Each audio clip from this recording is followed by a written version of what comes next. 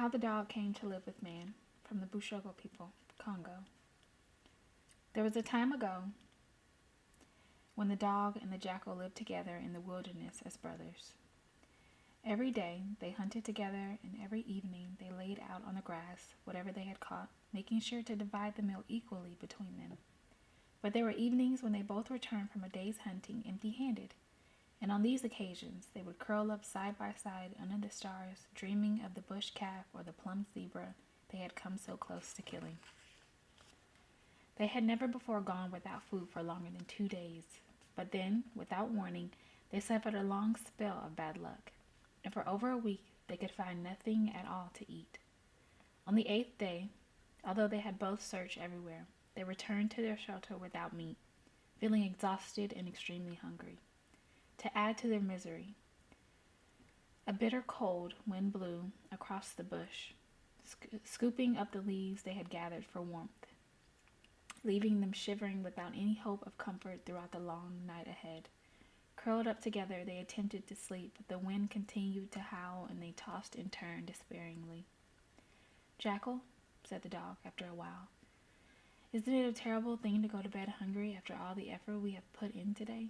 And isn't it even more worse that to be both hungry and cold at the same time?" "Yes, it is, brother," replied the jackal, "but there's very little we can do about it at the moment. Let's just curl up here and try to sleep now.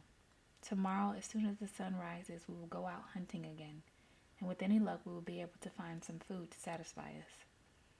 But even though he snuggled up closer to the jackal, the dog could not sleep, for his teeth had begun to chatter, and his stomach rumbled more loudly than ever. He lay on the cold earth, his eyes wide open, trying to recall what it was like to be warm and well fed.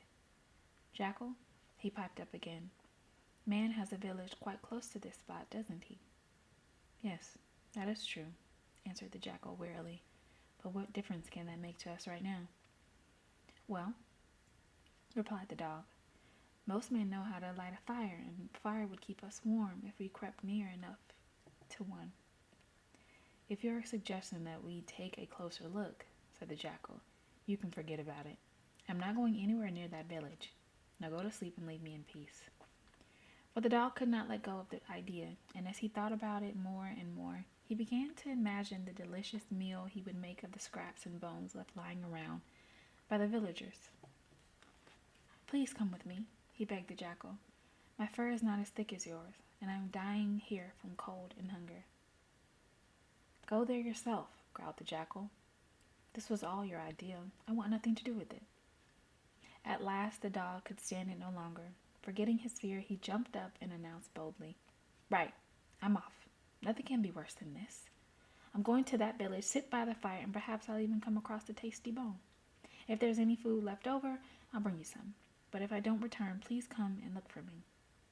So the dog started off towards the village, slowing down when he had reached the outskirts and crawling on his belly so that nobody could notice him approach. He could see the red glow of a fire just ahead, and already he felt the warmth of its flames. Very cautiously, he slid along the earth and had almost reached his goal when some fowls roosting in a tree overhead began to cackle a loud warning to their master.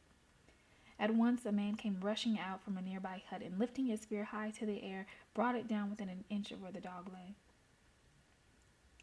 "Please, please don't kill me," whimpered the dog. "I haven't come here to steal your chickens or to harm you in any way. I'm starving and almost frozen to death. I only want to lie down by the fire where I could warm myself up for a short while." The man looked at the wretched, shivering creature and could not help feeling a bit sorry for him. It was such a cold night after all, and the dog's request was not so unreasonable under the circumstances. "Very well," he said, withdrawing his spear. "You can warm yourself here for a few minutes if you promise to go away again as soon as you feel better." The dog crept forward and lay himself down by the fire, thanking the man over and over for his kindness. Soon he felt the blood begin to circulate in his limbs once more.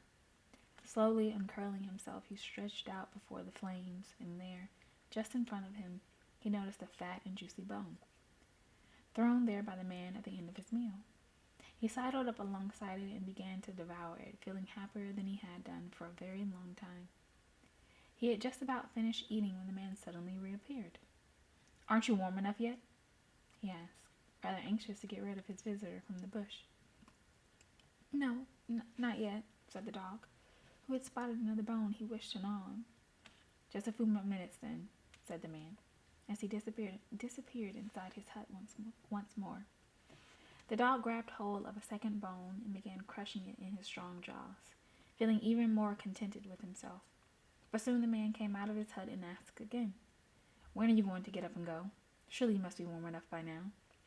But the dog, feeling very reluctant to leave the comfort of his surroundings, pleaded with his host. "Let me stay just a little while longer, and I promise to leave you alone after that." This time the man disappeared and failed to return for several hours, for he had fallen asleep inside his hut, quite forgetting about his guest. But as soon as he awoke, he rushed out of doors to make certain the dog had left him as promised. Now he became angry to see the creature snoozing by the fire in exactly the same position as before. Prodding him with his spear, he called for the dog to get up at once. The dog rose slowly to his feet, and summoning every ounce of his courage, he looked directly into the man's eyes and spoke the following words. "I know that you want me to go away, but I wish you would let me stay here with you. I could teach you a great many things. I could pass on to you my knowledge of the wild, help you hunt the birds of the forest, keep watch over your house at night, and frighten off any intruders. I would never harm your chickens or goats like my brother the jackal. I would look after your women and children while you are away. All I ask in return is that you provide me with a warm bed close to your fire and scraps from your tails to satisfy my hunger." The man now stared back into the dog's eyes and saw that their expression was honest and trustworthy. "I will agree to this," he replied. "You may have a home here among the villagers if you perform as you have promised." And from that day the dog has lived with man, guarding his property, protecting his livestock, and helping him to hunt in the fields. At night, when the dog settles down to sleep, he hears a cry from the wilderness, "Baha, Baha," and he knows that it is his brother, the jackal, calling him back home. But he never answers the call, for the dog is more than content in his new home, enjoying the comforts Jackal was once so happy to ignore.